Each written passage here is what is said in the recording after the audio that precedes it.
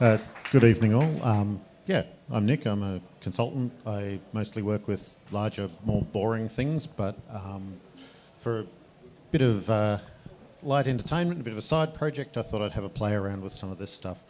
Michael was talking about the internet of cows. This is more the internet of toys, but there's something they've got in common. They both depend on having some very, very cheap nodes in your network. I'm particularly interested in talking about a chip called the ESP8266 tonight. It's got a terrible name, as you'd expect from something in the software industry, but it's a really interesting little system. It's come out of a company called Espressif, who are a Chinese company that you've almost certainly never heard of. They are a relatively recent phenomenon. It's based on a bunch of existing technologies, but it's a system that's come sort of straight out of the Chinese market and straight into the West. It hasn't come via Western companies sort of marketing it and so on and so forth. It suddenly sprung forth. Originally, it was a big thing as a kind of communications controller along with Arduinos, and then eventually people noticed that it's actually several times more powerful than the Arduino it was handling the Wi-Fi for, and so that made it into a bit of a platform of its own. The company who markets at Espressif is strangely community-minded. They have some documentation. They seem a little puzzled by the fact that everybody else is translating it for them.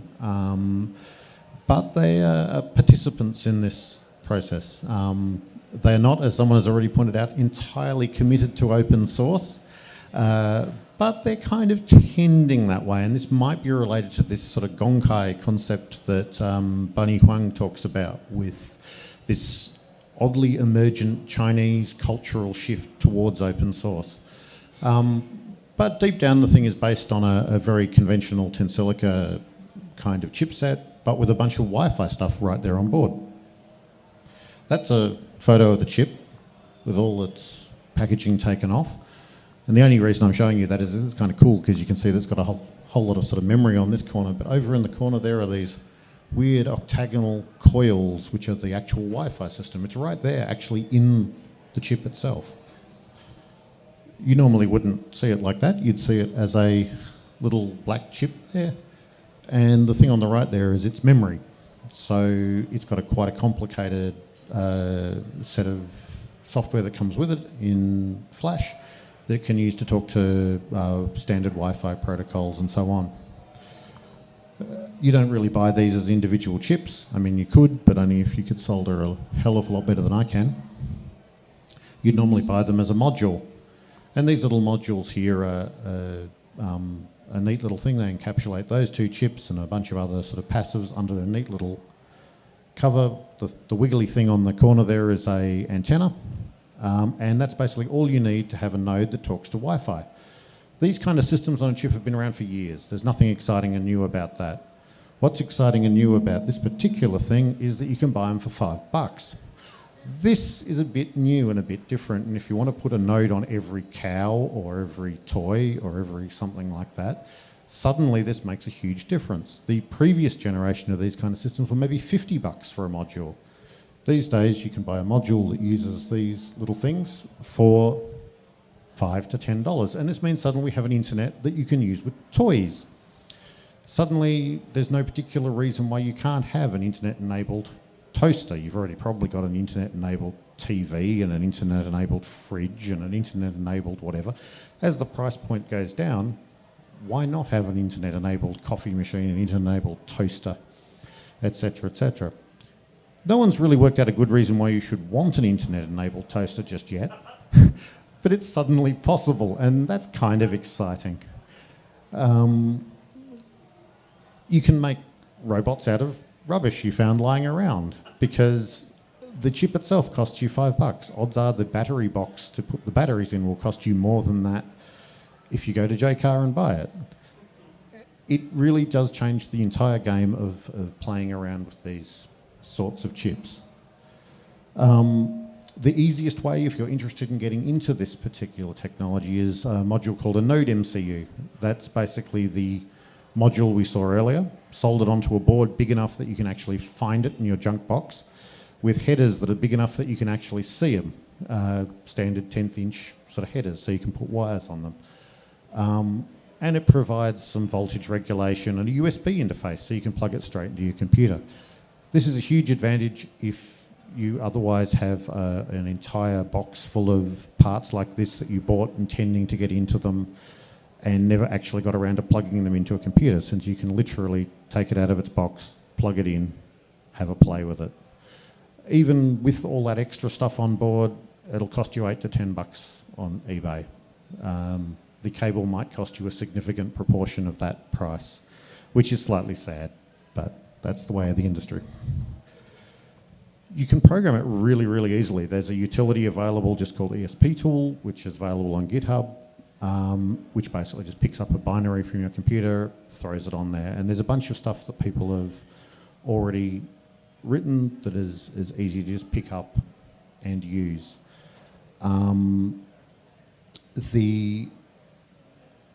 There's several options for that. You could also make up your own version of that using the raw module, serial converters, your own power regulation, things like that. But if you're just looking to get started, I'd recommend the Anode MCU modules because they're really easy to use.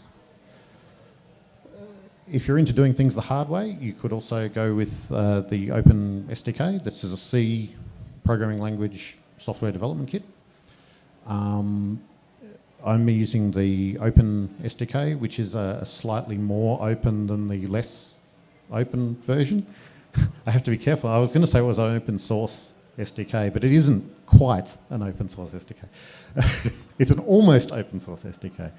But it lets you do C development using GCC, toolchain, other things that especially Linux people will already be familiar with. And there's quite a lot of really good libraries for Wi-Fi on there, and they actually work really, really well. You can connect to access points, you can do WPS, you can be an access point. Somehow the device can be both a client and an access point at once, which I'm sure breaks every Wi-Fi standard ever written. But it works remarkably, and I have no idea how or why. But it does. It can be an AP and a client at the same time because no one told the manufacturers they weren't allowed to do that, presumably. It also has a library there that's an HTTP library and a WebSockets library. So you're off to a pretty good start if you're interested in writing some kind of service that sits there on the web and talks to other things over Wi-Fi. So that's a really useful thing. If you're not, in fact, a C programmer, that might all be a little bit too much, and C is not, to be fair, the most legendary, easy, beginner type way to get into programming. So there's also Lua available for the same platform. Lua is legendarily an easy language to get into, and so on and so forth. And it gives you basically a REPL, a read, evaluate, print loop. You can talk directly to the language over the serial port that the USB pretends to be. And that means you can get started basically doing nothing. You can, I'll put the laptop on the bar later and show you what it looks like. You can basically start typing directly to the thing. You can tell a pin on the chip that it's an output and immediately start writing things and altering the pins and turning LEDs on and off and all that sort of stuff. Basically no work at all. Just recently, great news, MicroPython has also been ported to the same platform. Which is very, very, very cool and works quite well. It's one of those things covered in disclaimer saying this is brand new and we haven't sorted all the APIs out yet, and you should all be very nervous and don't use this to run a nuclear reactor or an aeroplane or anything like that. And you probably shouldn't, to be fair. But it does work, and it works quite well, and you can write programs in it. And if you already know a bit of Python, it's the easiest possible way to get involved in microcontrollers and things like that. The nice thing is, when you unplug it from your computer, it keeps running, which is kind of cool. All right, so that's just a quick overview of this chipset. There's a lot to get into. Really, there's not much point in me standing around and reading README files at people, but happy to have a chat about specifics with people later. But I thought it would be more fun to talk about a couple of fun little projects I've actually been doing with this chip. So the reason I got into this was probably at BuzzConf, at the actual BuzzConf inner field type BuzzConf. I did indeed meet a whole bunch of people doing really interesting stuff. And one of the interesting things that was along was the NodeBOTS platform. And I went along with my daughter, who was 9 at the time, and we put together the NodeBOT kit, and we had a bit of a play with it, and we messed about with it a bit and tried to get it to write programs in various languages. And I played with the NodeBOTS JavaScript thing itself, and with various of the kind of Scratch, MIT Scratch-like languages available for that platform. But I wasn't quite happy with any of them as a platform for young kids. I think it's really important because if you want to get kids into something like programming, you have to give them as few excuses to walk away and go play Minecraft as you possibly can. And there are so many other things they could be doing, you know. So my feeling is that if you give a kid a single syntax error, or just a program does nothing, or segmentation fault core dumped, since we're in the process of talking about C code, you know, if you're handing kids that kind of thing in a classroom setting, they're going to turn them off. You know, it's going to turn people away. They're going to go, no, I don't know how to do this. I'm not a smart kid after all. I'll go do something else. And I think that's a real shame. I think once you get past that initial barrier, a lot of kids might really enjoy this. A lot of other people might not really enjoy this, but a lot of people might really enjoy this who would have been turned off earlier if they got this feeling that they weren't good at this. So I was playing around with what that might mean in terms of technologies. One of the things I really noticed with my youngest daughter, Amelia, there, the NodeBOT's a relatively chunky little thing with a metal chassis. She's 5. It's an awfully big robot in a 5-year-old's hands, and it's got lots of sharp edges, and it's got lots of pointy things and headers and things like that. And she has to pick it up two-handed because it's quite big and whatever, and that really, it's very hard to pick something up two-handed and then change anything about it because it's too big to hold in one hand. And I thought, well, wouldn't it be great if we could make robots a lot smaller for primary school kids? And so at some point I went, cubic inch. And I went, no, that's ridiculous. I can't actually do that. And then I looked on eBay and discovered you can buy stepper motors that are 4 millimeters across. And I went, oh, maybe I can do that. I don't know. So I was playing around with some 3D models because we've got a whole bunch of 3D printer people here, and they're very excitable and they're sick of making tiny little rabbits. So I figured I'd come up with some 3D models and see if I can fool people into printing them for me. And little tiny stepper motors, little tiny boards, the little golden rectangle on the back there is the ESP module, with the intention of making these little spherical robots that would fit together very neatly. It'd be very hard to damage because they'd have little mud guards built into them. A lot like the kind of toys that you see kids that age playing with, balls and Lego people and all that. They're little handful-sized toys. So I was playing around with those models. I made a prototype, which is this little beast here, because you have to have a prototype at some point. It kind of sort of works, and it has googly eyes. It kind of sort of works, but it's, because it's a prototype, many times heavier than the thing that its motors are meant to be driving, so it doesn't work very well, to be fair. But you've got to start somewhere, and I think that's actually a really important lesson in itself. If you try to start off perfect, you're never going to get anywhere. So that's the prototype. And out of that, discovered that really you need some kind of actual drive gearing for stepper motors, because otherwise the thing just bounces around the place uselessly and so on and so forth. But it's kind of funny. So playing around with more sophisticated 3D modelling and so on and so forth. So it's a fun little project, and yeah, that's the end result. The eventual aim is to get to the point of having, similar to the NodeBOTS, like a couple of line following sensors, an ambient light sensor, some internal illumination so you can change its colour, and independent motor drives for the wheels. There's a whole syllabus of little interesting exercises you can set with just that equipment that gets kids starting from, I can make the robot change colour, and working up to, I can make the robot follow a line and optimise that process from a very naive, harsh turning thing to a very neat, university robotics level integration exercise in making it follow the line as smoothly as it possibly can. And I think that's a really interesting thing. It's to start from such a low level and get to such an advanced level with this one little tiny unit, I think is really, really exciting. So that brings me to the next part of my little project. I wasn't happy with the Scratch language family. I played around with them a little bit with my kids. It's kind of cool. Have a look at mblockly and all the other things. There's a long, detailed look at this on my blog as well, but I wasn't totally happy with the way those worked. I thought they had a couple of really good things going. Kids have this really instinctive understanding of the way those shapes fit together to make a program. That's really clear.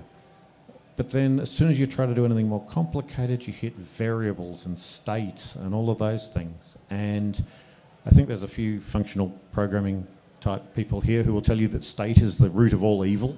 And variables, who needs a variable? I mean, that's just terrible. So I thought, well, let's have a look. Let's try a different model of programming. And out of the basement of, so I was just going to say, I'll go back to where I was. Out of the sort of the memory archives came this idea of Dataflow programming. Now, this is used by serious engineering things in things like LabVIEW. It was used in a brilliant, and I recommend you look it up, game in the Apple II era called Rocky's Boots, which is probably one of the things that taught me to program.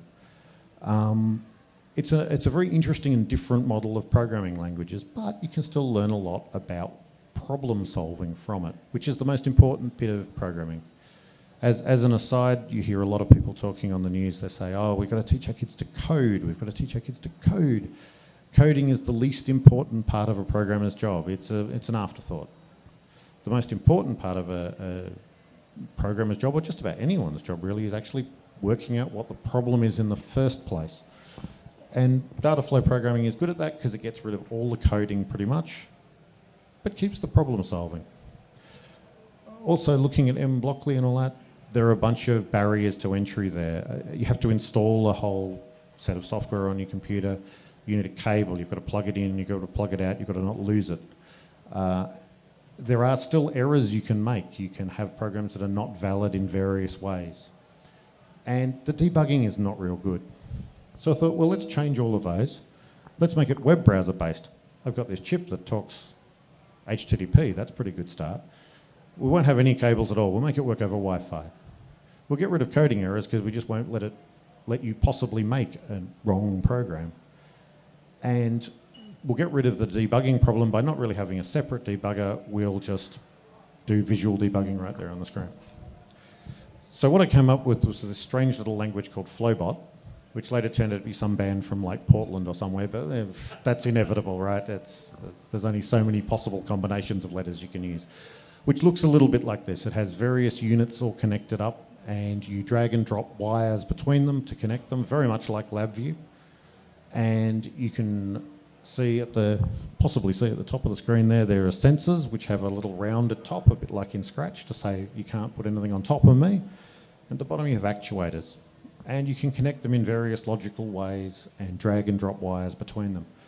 There's no upload or download or anything like that. When you make a change on the screen, it immediately changes the robot's behavior straight away. There's no syntax errors. You can't connect an output to an input. You can't connect an output to another output or an input to an input. And there's no typing errors. You can't connect a digital input to an analog output or vice versa. So it kind of protects you a lot from the sort of beginner mistakes that might otherwise just really make the entire process miserable. I may or may not try and do a live demo of that, depending on if I can make this work. Oh, hang on. There we go. Come back. All right, so the screen, unfortunately, is a different size than it was before, but I will try and make this into a live demo. Okay, cool. So this is basically what it looks like when you first start the thing up. Now, this is actually being served. This whole web page is being served from this robot. This robot is a web server. Who knew? It's talking on Wi-Fi via my phone, which is a little perverse, but I haven't quite worked out discovery yet. That's a further problem. But But we can connect up a sensor. We have a comparator that says, is this more or less than? We have variables that are really tricky to click on. We can give it a number and we can say, is this more or less than 8 centimetres, say. Now you can see on the screen there, we've got little red letters already. We're already looking at the debugger. We're always in debugging mode. And we can say, well, there's got a range sensor on the front of it. So we'll get the range sensor and it's telling us roughly how far it is until it gets a signal. I've connected that up, you can see. And you can see that the comparator now has true, false, false, false, true, false. As that range changes, it's not a very good range sensor and it's seeing the table in front of it. As that range changes, you can see that the results of the comparator change. So if I put my hand in front of it, if I take my hand away from it, it kind of works. If we wire that up, to the motors, you can see that the robot starts moving. And this is where the spherical design before with the 3D printed thing that makes it really like robust and strong is actually very important all of a sudden, because they inevitably are going to end up falling off the table and breaking themselves. But if I change that and unwire something rapidly, you can see its behavior changes instantly. There's no delay, there's no compilation step, there's no upload, there's no download, there's no fuss. It's a really low barrier to entry. And the aim here is to target this sort of system at primary school kids 5 to 10, which not entirely coincidentally is the age of my kids. And it's nice to have this whole pool of like kids you can use as lab animals with their parents' consent. So that's the live demo, and it kind of more or less worked. All right, so I just want to end on a little bit of a rabbit on about open source. I'm doing this whole project as open source licensed. The whole thing is MIT licensed. The hardware, there's a bunch of open hardware licenses which I haven't quite got my head around yet, and I need to read them to work out what they actually say. But the hardware designs will all be released under an open hardware license as well. Why? I mean, there are lots of people making lots of money in this industry. I wouldn't mind making lots of money in this industry. It'd be really cool. But I can't really expect people to collaborate in a project like this and not get paid. That would be a little bit crazy. There are a lot of people in this industry who know a hell of a lot about things like 3D printing or education or graphic design or very many things that I really don't know a lot about, as you can tell from looking at my live demo. I'd really love to get them involved. I'd love lots of people to get involved in this. I'd love this to be something that lots of people put some time and effort and stuff into, but I don't think it's sensible to ask people to be involved in that sort of thing unless you just right from the start say this is a public thing, this is an open thing, this is something we're all doing together. So tonight is really an invitation to people. Anyone who wants to get involved, please come talk to me. It's all live on GitHub. You can see all my terrible code getting slightly less terrible as it goes forward. You can see my terrible JavaScript. You can see my terrible C. And if you can improve it a little bit, that would be really nice. And that's really important. Also, our industry has a bit of a problem where if you design a product, someone will immediately make a slightly minusculely different product and immediately start producing it in a bigger volume than you can possibly imagine. And so by releasing this stuff open source is kind of an end run around that. You say, well, let's just skip to the bit where it gets commoditized and not get too stressed about other people stealing my designs. I'll just give them to them instead. It seems easier in the long run. The other reason is that this is meant to be an educational robot. It's meant to be an educational product. Why should that stop when you get to the age where you've outgrown the product? The hardware platform could also run MicroPython or NodeBOTS or C.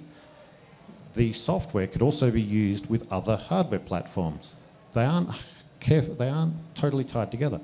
And someone who maybe learnt to program, I would be completely honoured if someone who learnt to program on Flowbot graduated to maybe MicroPython and maybe graduated to C and maybe ended up contributing back to the original Flowbot project. I think that would be an amazing thing. And so by making it open source, we make that possible. You don't have to stop just because you've outgrown the little toy graphical languages that I've put on there. You can switch the thing to a different language, you can contribute back, you can come up with a new 3D model for the hardware. New pieces of hardware are easy to configure. You can add actuators, you can add sensors, you can do all sorts of things. It becomes limitless. You're not putting an artificial barrier there. All right.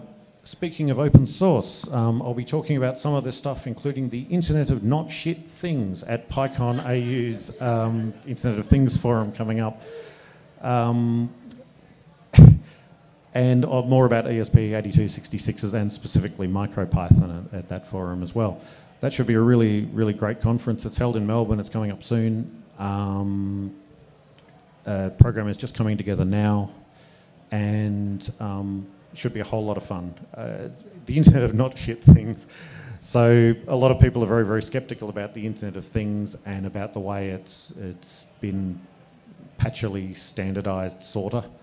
And what I'd like to do is talk about how we could make it a hell of a lot better Internet of Things. All right, thank you very much. That's a URL you can find these slides at, which is about as long as these slides actually are. But if you follow me on Twitter, on NodeBOTS, I will post things to there as well. Thanks very much. I'll be around after the next person's presentation. I've got lots of toys to show people at the bar if they're interested. And come and ask me any further questions. Thanks very much.